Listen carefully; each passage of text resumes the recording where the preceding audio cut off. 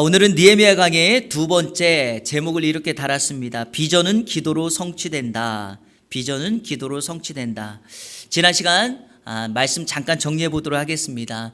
느헤미야의 동생 하나니가 예루살렘에서 수상궁으로 그 먼 길을 찾아옵니다. 느헤미야가 동생에게 예루살렘의 상황을 물었더니 사람들은 큰 환난과 핍박을 받고 있으며 예루살렘 성과 성문은 허물어지고 불타버린 상태였다, 이렇게 보고를 합니다. 그런 상황 속에서 느헤미야는 비전의 사람으로 하나님 앞에 세워집니다. 자, 어떻게 세워졌나요? 지난 시간 세 가지 말씀드렸죠. 우리 한번 자막을 보시며 지난주 말씀을 잠깐 정리하도록 하겠습니다. 먼저는 지금의 자리에 이유가 있음을 인정했다. 느헤미야가 페르시아 왕궁의 술 맡은 관원장이 된 이유가 있다라는 것입니다. 그걸 인정해야 된다는 것입니다. 두 번째, 하나님의 일에 관심을 갖고, 마지막 세 번째는 하나님 앞에 기도함으로 비전의 사람으로 세워졌다라고 말씀드렸습니다. 오늘 우리가 읽은 본문의 말씀은 바로 그 비전의 사람 느헤미야가 하나님 앞에 금식하고 기도한 기도의 내용을 소개하고 있습니다. 왜 기도할까? 비전은 기도로 성취됩니다. 여러분의 인생의 목적과 사명은 기도로 이루어지게 되어 있습니다. 기도로 시작하고 기도로 마칠 때 하나님이 나의 비전과 사명을 이끌어 갑니다. 모든 사람들은 자신이 계획한 것을 빨리 이루려 하겠지만 기도의 사람들은 행동하기 전에 먼저 기도합니다.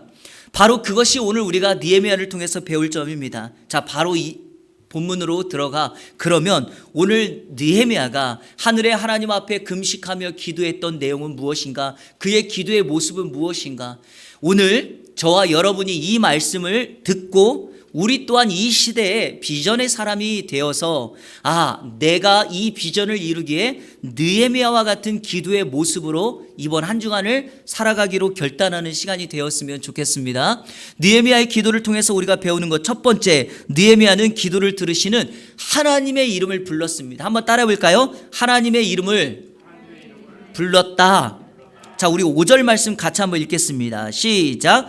이르되 하늘의 하나님 여호와 크고 두려우신 하나님이여, 주를 사랑하고 주의 계명을 지키는 자에게 언약을 지키시며 긍휼을 베푸시는 주여 간구하나이다. 느헤미야는 하나님의 이름을 이렇게 부릅니다. 하늘의 하나님 여호와, 크고 두려우신 하나님, 그 하나님께 간구한다고 말합니다. 하늘의 하나님이라는 표현은 이미 4절에서 느헤미야가 하나님 앞에 금식하고 기도했을 때 하늘의 하나님이라고 표현을 했는데, 오늘 5절에서는 그 이름에 여호와라는 이름을 더합니다. 하늘의 하나님 여호와. 원래 여호와라는 이름은 언약의 이름입니다. 그러니까 느헤미야가 자신의 기도를 하나님 앞에 드릴 때, 하나님, 당신은 언약의 하나님 아니십니까? 당신의 백성들에게 약속하신 것을 신실하게 성취하시는 분이 아닙니까? 저는 오늘 그 하나님의 이름을 부르며 기도합니다, 이렇게 말하고 있습니다. 느헤미야는 계속해서 하나님을 크고 두려우신 분으로 소개합니다. 이 말은요, 사실은 실제적인 삶에서 하나님을 어떻게 생각하고 있느냐를 우리에게 보여줍니다.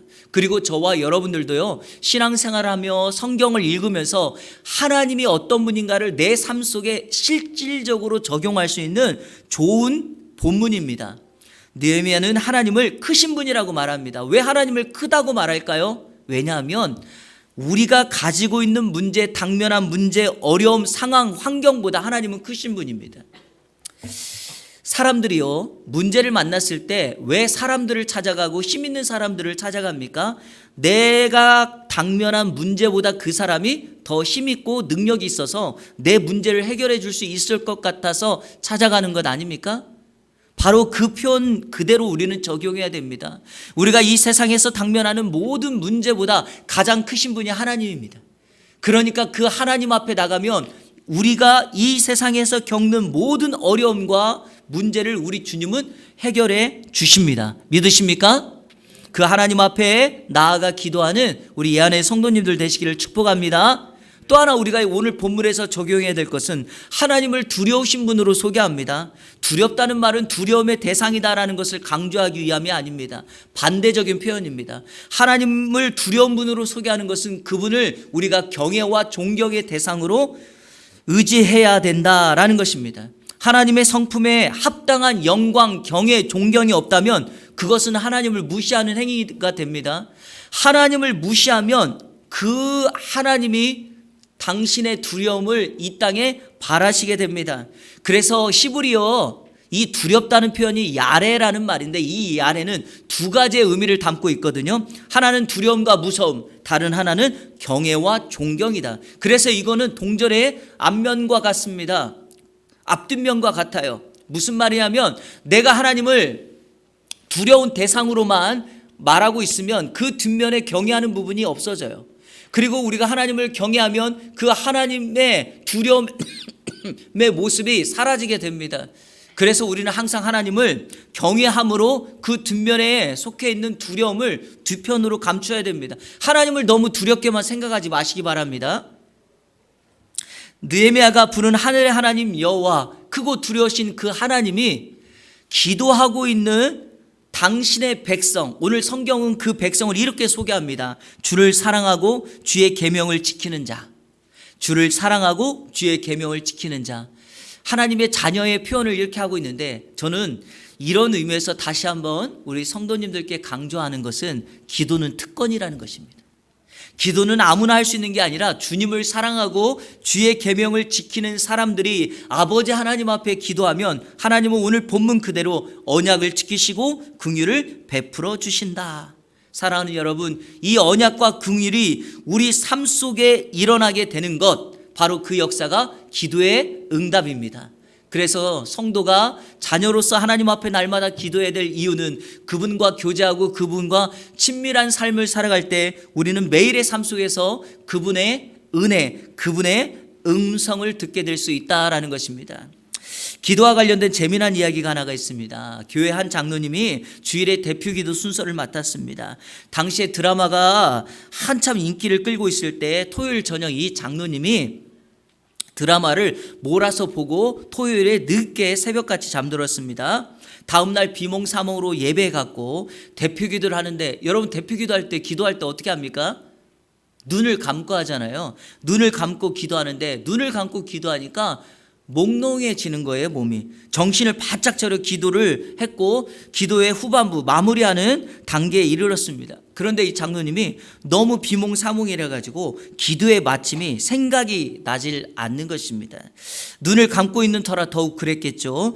잠시 후 장로님이 기도를 잘 마무리했는데 그 마무리하는 순간 온 교회 그리고 성도들은 웃음바다가 되고 말았습니다. 장로님께서 생각이 안 나니까 이렇게 말한 거예요. 하나님, 성은이 만극하나이다, 이렇게 했다는 거예요.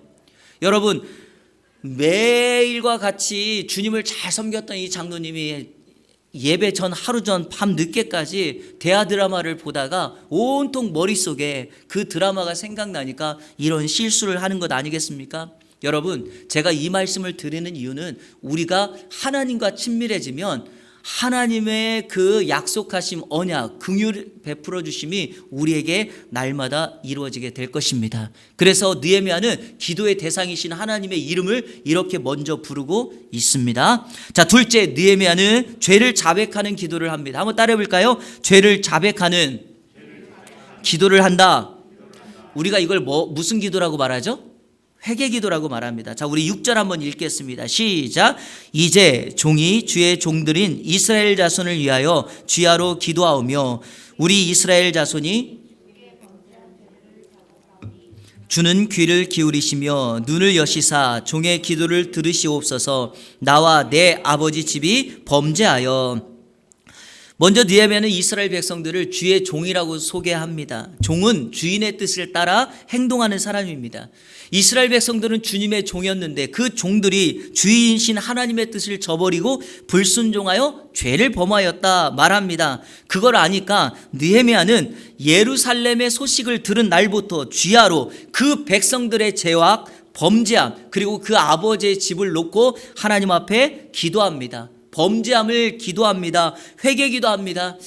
여러분, 회개기도는 엄밀하게 자신의 죄악을 내려놓는 거니까 자신들이 해야 되는데 느헤미야는 그 3세대 자손이지만 그들의 죄악을 자신이 품고 비전의 사람으로 그걸 책임지고 하나님 앞에 회개 기도를 하고 있습니다. 참된 리더의 모습은 바로 이겁니다. 공동체의 문제를 자기 것으로 끌어안는 거죠. 오늘 본문 7절에 보니까 이스라엘 백성들의 죄악을 다음과 같이 기록합니다. 제가 한번 읽겠습니다. 7절. 주를 향하여 크게 악을 행하여 주께서 주의 종 모세에게 명령하신 계명과 율례와 규례를 지키지 아니하였다. 그들의 죄악의 모습을 두 가지로 소개합니다. 하나는 주를 향하여 크게 악을 행하였다. 두 번째는 계명, 율례, 규례를 지키지 않았다. 이거를 통합하면 한마디로 하나님의 말씀에 순종하지 않았다. 이렇게 말할 수 있습니다. 이스라엘 백성들의 범죄는 그러니까 사람 앞에 행한 것이 아니라 하나님의 말씀이니까 하나님 앞에 행한 죄악이었습니다. 사실 백성들은요, 이스라엘 백성들의 삶을 추적해 보면 지속적으로 하나님을 멀리 떠나려고 합니다. 반복적으로 율법을 어깁니다. 왜냐하면 하나님이 주신 말씀과 율법을 족쇄라고 생각하니까요. 그리고 이들이 이렇게 생각하는 이유는 단순합니다. 죄의 유혹과 죄가 주는 달콤함이 너무 크기 때문이죠. 나를 기쁘게 하고 나를 행복하게 하고 만족시키게 하고 자유롭게 하는 것은 율법을 따르는 것이 아니라 내가 지금 즐기고 있는 그것을 계속해서 행하는 것이다 라고 생각합니다. 여러분, 이거 정말 큰 오산입니다. 사단의 달콤한 유혹과 미혹은요, 늘 속삭임입니다. 속삭임. 하나님의 자녀들이 정말 가장 기쁘고 행복할 때가 언제입니까? 하나님의 품 안에 머물러 살 때입니다. 마치 물고기가 어항 안에 있어야지 가장 안전한 것 아니겠습니까? 사단의 유혹, 사단이 하는 미혹은, 사단의 올무는 항상 이렇게 말합니다. 그 어항 속을 벗어나 어항 밖 세상을 만나라, 이렇게 말합니다. 그러나 여러분, 물고기가 어항 밖으로 나오는 순간 그 물고기는 사망에 이르게 됩니다. 하나님의 품을 떠나는 인생은 궁극적으로 사망에 이르게 되고 심판을 받게 될 것입니다. 그러므로 우리는 이 세상 속에서 하나님 안에서 머물러 살아야 됩니다. 그럼에도 불구하고 우리가 정말 이 세상 속에서 당면하는 문제는 하나님의 자녀 성도들이 계속해서 세상의 유혹에 빠져 새로운 만족과 새로운 기쁨을 찾아 세상으로 간다는 것입니다. 어떤 학자가 이런 말을 했더라고요. 성도는 세상으로 돌아가는 것이 아니라 세상으로 들어간다, 이렇게 말했더라고요. 무슨 표현인지 아시겠습니까? 세상으로 돌아간다는 것은 세상의 유혹을 따라간다는 거고, 성도가 세상으로 들어간다는 것은 세상을 변화시키기 위하여 세상 속으로 들어간다는 것입니다. 오늘 예배를 마치고 일주일의 삶을 살아가는 우리의 현장 속으로 가정과 직장과 사업장과 학교로 들어가게 될 것입니다. 그럼 어떻게 살아야 될까요? 세상 속으로 들어가 빛과 소금의 역할을 감당하고 그곳에 세상에 선한 영향력을 끼쳐 우리가 세상 속으로 들어간 그 공동체를 변화시키는 하나님의 나라로 만들어가는 우리의 삶이 돼야 될 줄로 믿습니다. 세상 속으로 돌아가는 사람들의 길은 필경 사망의 길일 줄로 믿습니다. 세상의 길을 따라가는 사람들의 결국은 심판과 멸망입니다.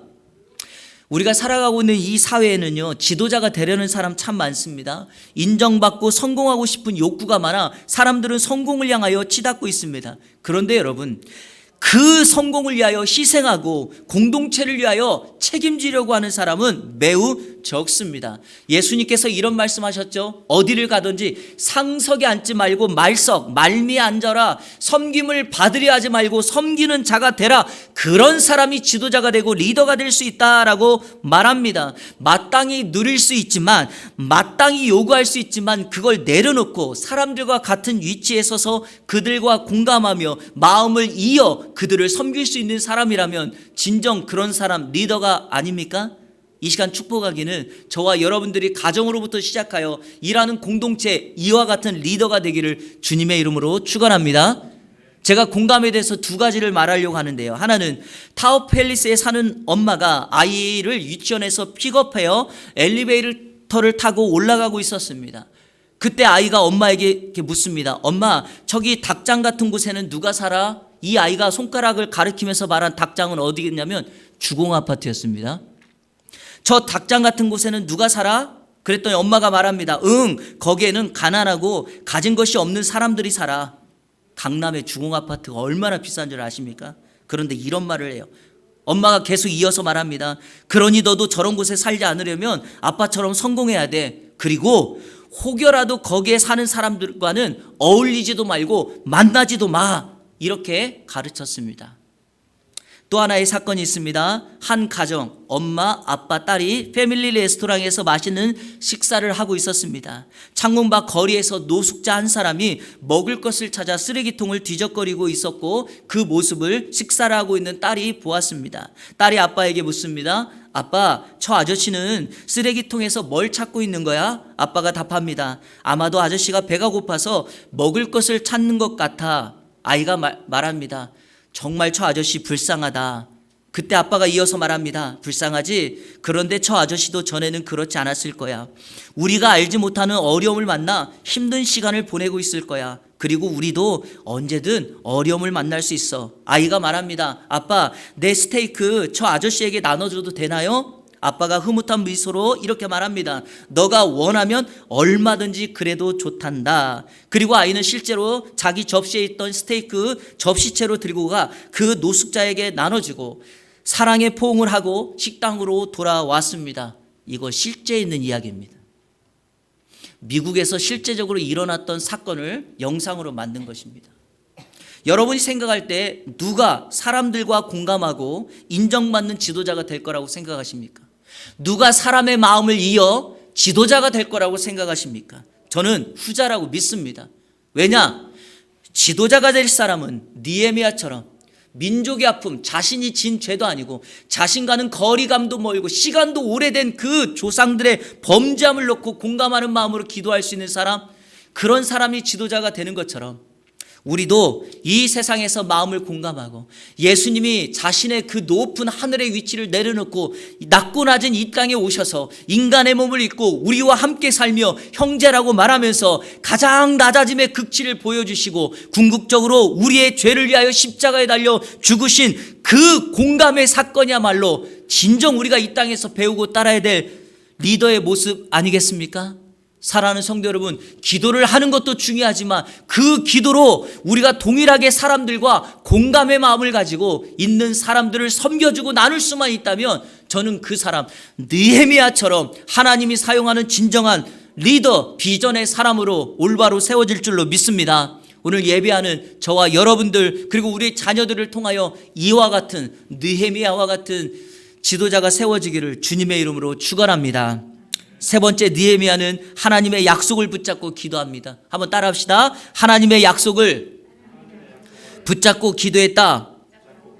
이 하나님의 약속이라는 것은 하나님께서 모세에게 주셨던, 즉 하나님의 백성들이 지키고 따라야 될 삶의 모범으로 주신 것, 율법이라고 하는 것입니다. 우리는 이 율법을 말씀이라고도 하고 엄밀하게 이 율법을 하나님의 약속이라고 말합니다.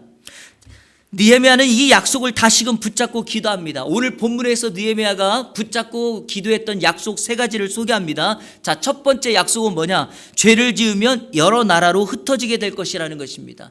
죄를 지으면 여러 나라로 흩어지게 될 것이다. 자, 8절 다 같이 읽겠습니다. 시작. 옛적에 주께서 주의 종 모세에게 명령하여 이르시되 만일 너희가 범죄하면 내가 너희를 여러 나라 가운데 흩을 것이요. 이거 사람들이 좋아하지 않는 주제입니다. 어떤 사람들이 이런 것은 약속이 아니라고 말합니다. 저주라고 말합니다. 맞아요. 저주의 내용입니다. 그런데요, 하나님의 약속은 늘 두 가지가 같이 갑니다. 대표적으로 모세가 신명기 28장에 가르쳤던 복을 받는 사람과 저주를 받는 사람의 신뢰를 한번 하나님의 약속의 근거로 여러분에게 소개하겠습니다. 먼저 신명기 28장 1절과 2절 보십시오. 가나안 땅을 앞두고 막 들어가기 전에 모세가 가나안 땅에 들어갈 이스라엘 백성들에게 이 메시지를 줍니다. 내가 내 하나님 여호와의 말씀을 삼가 듣고 내가 오늘 내게 명령하는 그의 모든 명령을 지켜 행하면 내 하나님 여호와께서 너를 세계 모든 민족 위에 뛰어나게 하실 것이라. 내가 내 하나님 여호와의 말씀을 청종하면 이 모든 복이 내게 임하여 내게 이르리니. 그래서 3절부터 우리가 아는 것처럼 나가도 복을 받고 들어가도 복을 받고 너의 떡반죽 그릇이 복을 받고, 이 내용이 소개되어 있습니다. 여러분 1절 하반절에 내 하나님 여호와께서 너를 세계 모든 민족 위에 뛰어나게 하실 것이다. 사랑하는 여러분, 저와 여러분이, 우리의 자녀들이 세계 모든 민족 중에 뛰어난 이름, 뛰어난 백성, 뛰어난 사람이 되기를 원한다면 방법은 하나뿐입니다. 어떤 상황과 환경 속에서도 여호와께서 주시는 말씀을 지켜 행하는 것, 타협하지 아니하고 환경을 쫓아가지 아니하고 그 말씀을, 진리의 말씀을 붙들고 나간다면 우리는 반드시 하나님의 복을 받게 될 줄로 믿습니다. 그런데 여러분, 신명기 28장 15절을 보십시오. 제가 앞에 그러나를 넣었죠. 원문이나 영어 성경에는 but 이 단어가 있으니까 제가 읽어볼게요. 그러나를 넣어서, 그러나 내가 만일 내 하나님 여호와의 말씀을 순종하지 아니하여 내가 오늘 내게 명령하는 그의 모든 명령과 규례를 지켜 행하지 아니하면 이 모든 저주가 내게 임하며 내게 이를 것이니. 여러분, 말씀을 지켜 행하지 아니하면, 순종하지 아니하면 이 저주가 너에게 임할 것이다, 이렇게 말합니다. 사랑하는 성도 여러분, 이스라엘 백성들이 그래서 이렇게 여호와의 말씀을 순종하지 않았습니다. 명령도 규례도 지켜 행하지 않았기에 오늘과 같은 결과, 여러 나라로 흩어지게 되는, 포로로 잡혀가는 식민지가 나라가 돼버리는 엄청난 일이 벌어지게 되었습니다. 다시 한번 강조합니다. 저와 여러분의 삶에 하나님의 은혜가 임하고 하나님의 자유가 임하는 것은 말씀대로 순종할 때인 줄로 믿습니다. 그렇지 않으면 사단의 종이 되어서 우리의 심령이 완전히 사단의 포로가 되는 그런 역사가 있게 될 것입니다. 두 번째, 느헤미야가 붙들고 기도했던 하나님의 약속은 돌아와 계명을 지키면 어디에 있든지 돌아오게 할 것이다. 저는 이게 정말 큰 은혜라고 믿습니다. 하나님은요, 사랑의 하나님이고, 하나님은 저주에서 흩어지는 것으로 끝나는 게 아니라 이 약속이 있습니다. 자, 우리 9절 다 같이 읽겠습니다. 9절 시작. 만일 내게로 돌아와 내 계명을 지켜 행하면 너희 쫓긴 자가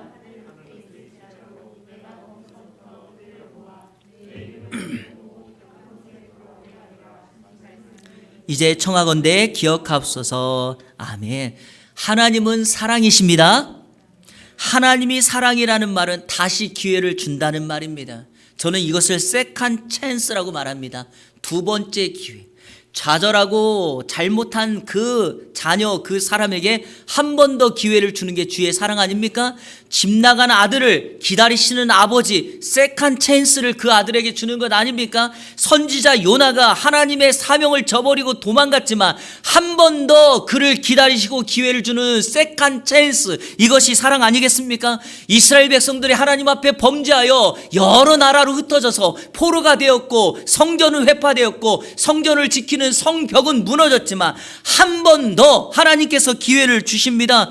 너희들이 다시금 말씀 붙들고 나에게로 돌아오면 내가 너희를 회복시킬 것이다. 그게 하나님의 약속인 줄로 믿습니다. 사랑하는 여러분, 아무리 우리 주변에 있는 사람들이 주님을 떠나가고 도망갈지라도 이 사랑의 말씀 붙들고 주님께 돌아오면 반드시 회복되게 하실 줄로 믿습니다. 어디로 돌아오게 합니까? 내 이름을 두려고 택한 곳, 예루살렘 성전입니다. 바로 그곳으로 돌아와 다시금 하나님을 예배하는 백성 되게 하겠다라고 말합니다. 우리 교회가, 우리 가정이, 우리 공동체가 하나님의 말씀을 붙들고 주님 앞에 나간다면 그 공동체의 회복의 역사, 다시금 살아나는 은혜의 역사가 일어나게 될 줄로 믿습니다. 그래서 한 가지 소원하는 것은 이 나라가 정말 기독교를 떠나 도망갈지라도, 마른 뼈다귀와 같을지라도 우리가 주님 앞에 돌아와 하나님의 말씀을 붙들고 성령으로 그들을 선포하면 그 마른 뼈가 지극히 큰 군대가 되어서 하나님의 나라, 천국 백성이 되는 역사가 일어나게 될 줄로 믿습니다.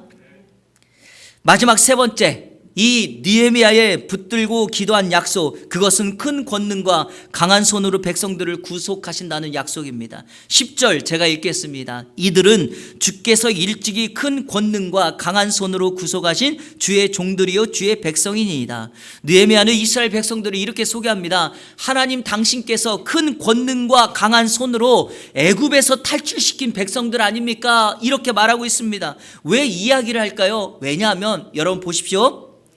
하나님께서 과거에 하셨던 기적의 역사를 성경에 기록한 사건은 오늘 우리에게 약속이 됩니다.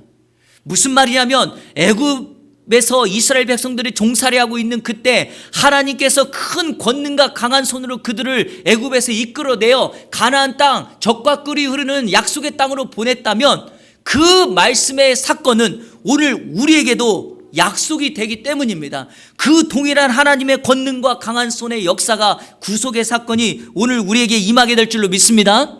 오병이의 사건을 기억하십니까? 하나님께서 일용할 양식을 자신의 자녀들에게 베풀어 주신다는 사건 아니겠습니까? 아무것도 먹을 것이 없을 때 오병이여, 물고기 2마리, 보리떡 5개. 여러분, 보리떡 5개, 물고기 2마리는 보리떡 5개, 물고기 2마리, 물. 그리고 여러분, 보리떡 5개, 물고기 2마리, 이거는 뭐죠? 아이의 도시락이었거든요. 런치박스. 그래서 이걸 가리켜서 보물상자입니다. 한 끼 점심에 불과한 이것이 주님의 손에 들려졌더니 주님께서 축사하시고 제자를 통하여 나눠줬더니 남성만 5,000명이 먹고도 12광지리가 남았다. 무슨 사건입니까? 바로 오늘 자신의 백성들을 먹이시고 입히신다는 약속 아니겠습니까? 무리를 걸으시는 주님을 보면서 우리는 무엇을 봅니까? 내 인생에 찾아온 큰 풍랑이 있습니다. 내 인생의 배가 그 바람과 파도 때문에 이리 치고 저리 뜹니다. 배가 파손될 것 같고 깨어질 것 같습니다. 그런 풍랑 속에서도 우리 주님이 그 배에 타면 바다와 파도가 잔잔해지는 것처럼 내 인생에 우리 주님이 들어오시면 나도 평안을 누릴 수 있다라고 하는 주님의 약속 아니겠습니까? 우리도 느헤미야처럼 이 약속을 붙들고 기도한다면 크신 두려우신 그 하나님의 응답하심의 역사가 저와 여러분들 가운데 임하게 될 줄로 믿습니다. 이번 한 주간 그 약속 붙들고 기도하는 저와 여러분들 되시기를 주님의 이름으로 축원합니다. 느헤미야의 기도 마지막 4번째, 느헤미야는 왕의 은혜를 입도록 기도합니다. 한번 따라 볼까요? 왕의 은혜를 입도록 기도한다.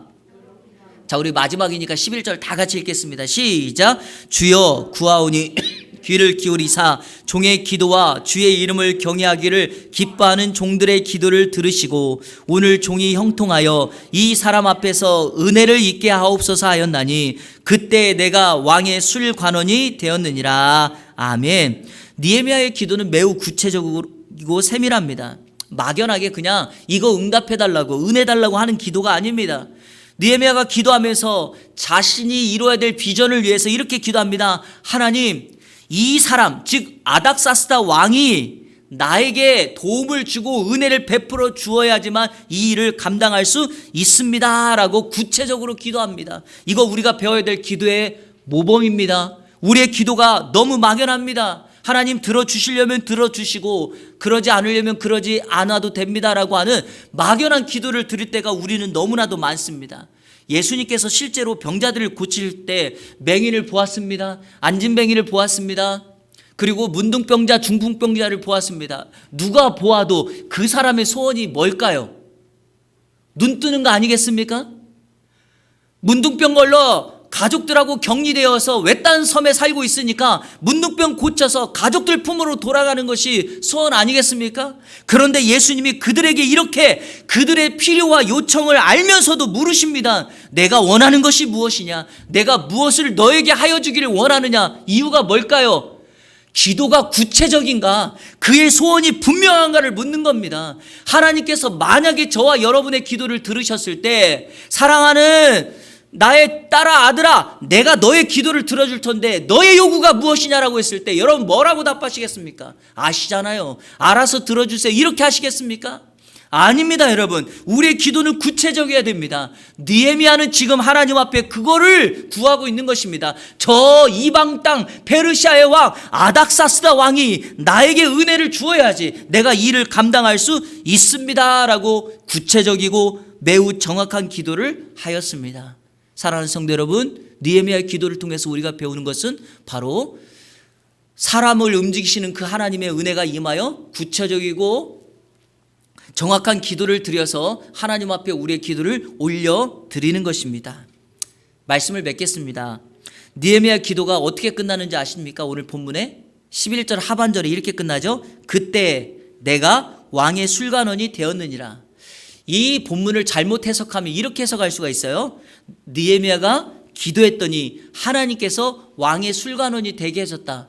이렇게 해석하면 잘못 해석하는 거예요. 느헤미야가 고국의 소식을 듣고 기도할 때 이미 느헤미야는 수상궁에서 왕의 술 맡은 관원장으로 있을 때였습니다.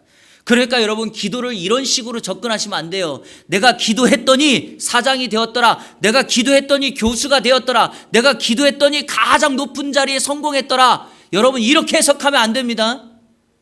그러면 기복주의가 되는 겁니다. 지금 느헤미야가 말하는 것은 무엇일까요?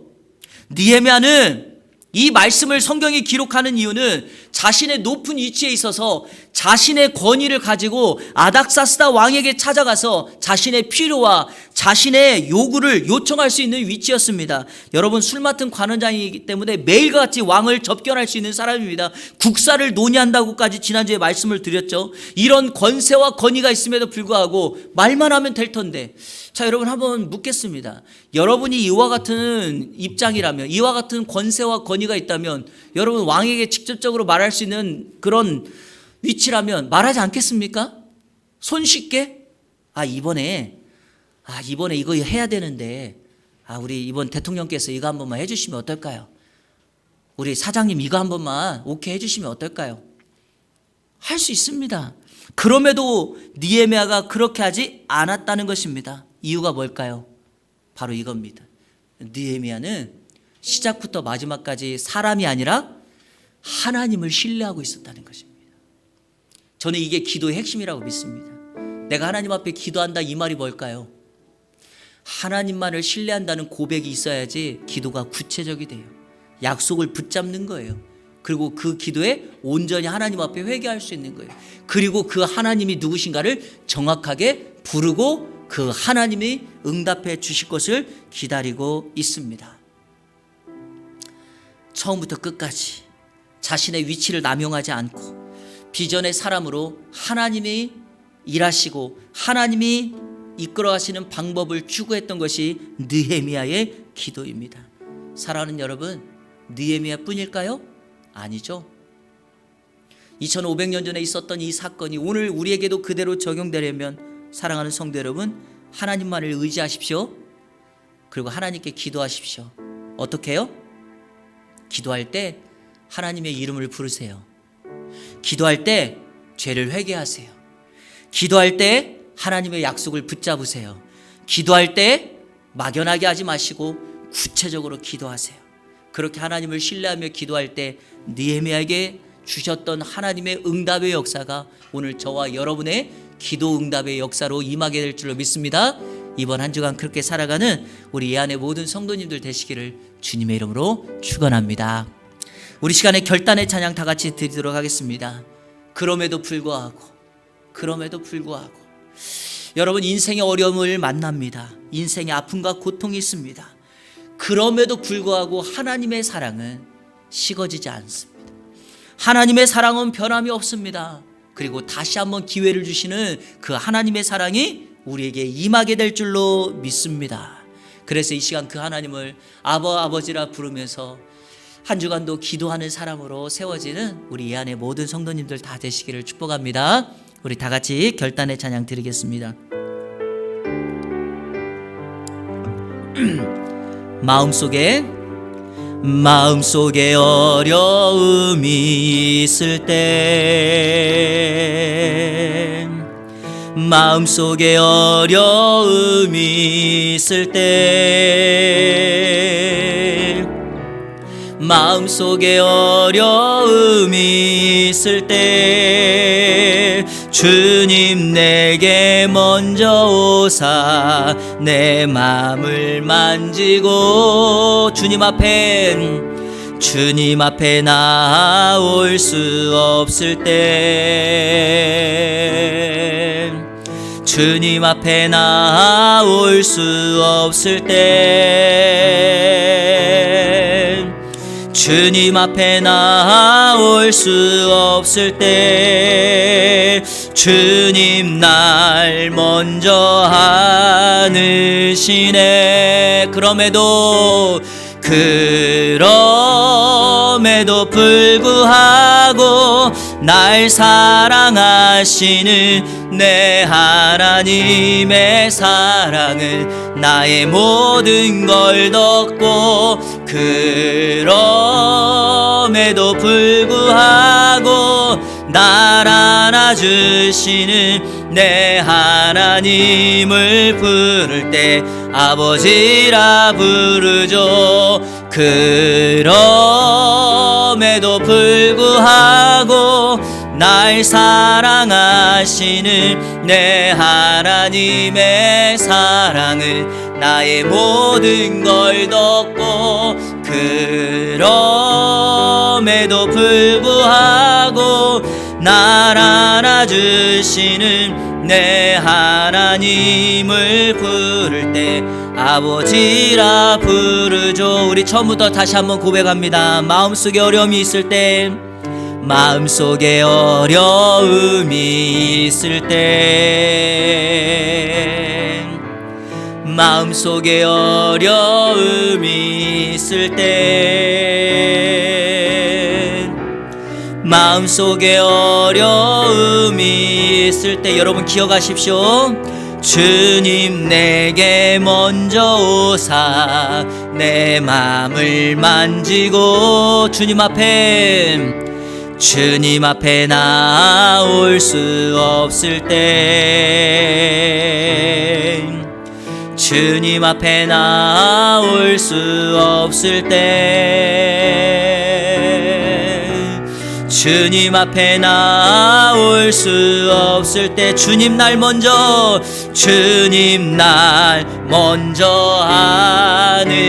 안으시네. 아멘. 그럼에도 불구하고 날 사랑하시는 내 하나님의 사랑은 나의 모든 걸 덮고, 그럼에도 불구하고 날 안아주시는 내 하나님을 부를 때 아버지라 그럼에도 불구하고 날 사랑하시는 내 하나님의 사랑은 나의 모든 걸 덮고, 그럼에도 불구하고 날 안아주시는 내 하나님을 부를 때 아버지라 부르죠. 아멘. 아버지 하나님의 사랑은 세상을 덮어도 넉넉함이 있어요. 여러분, 우리가 마음이 어렵고 정말 주님 앞에 나올 수 없는 환경과 상황이 있지만 주님의 사랑을 생각하며 그분 앞에 나오잖아요. 그분이 우리를 덮으세요. 안아주세요. 품으세요. 그리고 그 넉넉한 사랑으로 우리를 사랑으로 품어주십니다. 문제는 사람들이 주님 앞에 나오질 않아요. 눈에 보이지 않는 하나님, 한 번도 경험해보지 않는 그 하나님이 존재하냐고까지 우리에게 덤벼듭니다. 여러분, 교회가, 성도가 다시 한번 사랑을 실천해야 됩니다. 어떤 과격한 단체들은 광화문에 나가서 집회를 하면서 질서도 도덕 기준도 무시하는 사람들도 있어요. 어떤 사람들은 교회인지 이단인지도 모르게 교회들을 찾아다니며 목회자를 비난하고 교회를 무너뜨리려고 하는 이단들도 있어요. 근데 그럼에도 불구하고 하나님의 사랑은 변한 적이 없어요. 우리가 그 하나님의 성품을 다 해석할 수 없고 이해할 수 없겠지만 오늘 이 찬양의 가사처럼 두 팔 벌려 우리를 기다리고 계시는 하나님이 있어요. 지난번에도 말씀드렸지만 이어령 박사님은 나이 70에 예수를 믿었어요. 그때까지 주님 기다리신 거예요. 두 팔 벌려 기다리고 계신 거예요. 한 인생이 예수를 믿고 주님 앞에 돌아오는 것은 우리가 정한 때가 아니라 하나님의 카이로스죠. 그래서 우리는 몰라요. 지금도 마찬가지예요. 이 세상, 우리 대한민국이 어떻게 돌아갈지 몰라요. 그러나 하나님이 두 팔 벌려 기다리시잖아요. 바로 그 하나님의 품을 사람들에게 보이고 선포해야 됩니다. 할 수만 있다면 저와 여러분들이 그 일을 감당했으면 좋겠습니다. 21세기에 느헤미야가 필요합니다. 21세기에 기도하는 비전의 사람이 필요합니다. 그분이 저와 여러분 되기를 축복합니다. 그런 사람이 우리 자녀들이 되기를 축복합니다. 오늘 다 같이 합심하여 기도할 때 하나님, 느헤미야처럼 기도하는 사람 되게 하시고 결론적으로 사람이 아니라 온전히 하나님만을 신뢰하는 하나님의 사람 되게 하여 주옵소서. 우리 다 같이 통성으로 기도합니다. 하나님 감사합니다. 오늘 하나님의 말씀을 보며 비전은 기도로 성취된다 라고 하였습니다.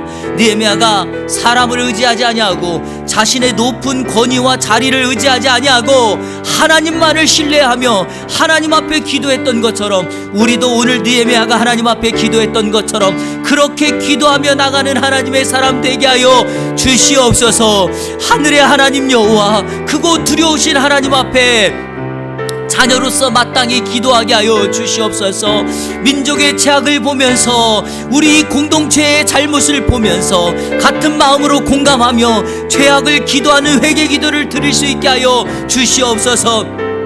하나님 아버지, 기도할 때 내 뜻과 내 요청만을 강구하는 것이 아니라 하나님의 약속을 붙잡고 기도하는 사람 되게 하여 주시고, 우리의 기도가 느헤미야처럼 구체적이고 세밀하게 주님 앞에 강구하며 나갈 수 있도록 인도하여 주옵소서. 시대가 악하다고 말하지만 그 시대를 책임지며 기도하는 사람은 적습니다. 시대가 어떻게 돌아갈지 모른다고 걱정을 하지만 이 시대를 위하여 기도하는 느헤미야 같은 사람은 적습니다. 하나님 아버지, 우리 교회가 느헤미야의 공동체가 되게 하여 주시고 느헤미야와 같은 비전의 사람 되게 하시고 우리 자녀들이 이방 땅에서도 말씀대로 순종하는 리더가 될 수 있도록 도와주옵소서. 예수님처럼 사람들의 마음을 그대로 공감하며 동정하며 살게 하여 주시고 우리가 그 마음을 붙들고 우리의 자녀들을 양육하게 하여 주시고 다시 한번 기회를 주시는 사랑의 하나님을 붙들고 나아갈 수 있도록 인도하여 주옵소서. 이번 한 주간도 우리를 안아주시고 우리에게 다가오시고 우리를 끌어안아주시는 그 하나님의 사랑을 경험케 하여 주시고